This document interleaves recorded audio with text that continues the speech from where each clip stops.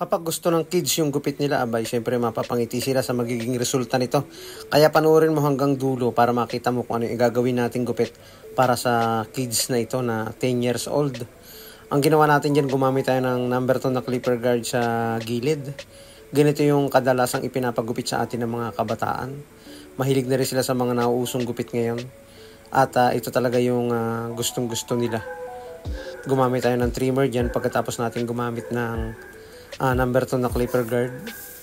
And then lagyan natin ng lines dito sa may likod ng tenga. Ninipisan na natin yung patilya at ninipisan na rin natin yung gawing likod nito.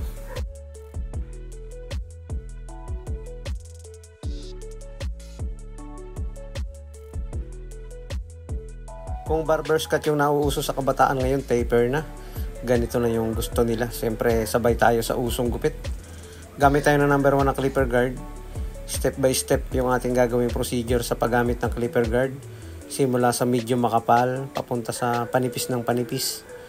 From number 2, number 1, dito sa patilya at sa may parting likod. And then next natin yung 0.5 or half guard naman para hindi mapuwersa yung pagnipis. Para sa mga beginners, effective yan ang paggamit ng clipper guard.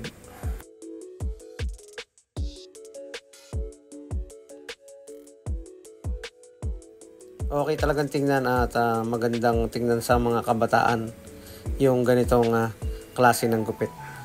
Zero close or zero half, laruin natin yung adjuster para mawala yung lines dito sa may gawing likod. Siyempre isasama na rin natin yung patilya. Nipisan na rin natin. Saka siyempre bago natin yan bawasan, basahin muna natin ng konti yung ibabaw para kapag nagputol tayo ng haba, nag-texture tayo, buo yung buhok at hindi hiwa-hiwalay, bawasan. Mas okay yung ganitong pamamaraan sa pag-texture ng buhok.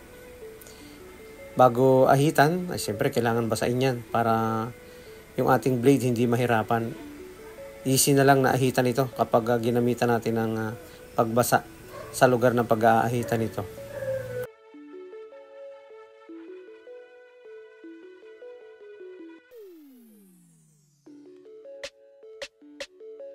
Kapag mga ganitong edad gusto nila yung kanilang gustong gupit, sila na yung nasusunod.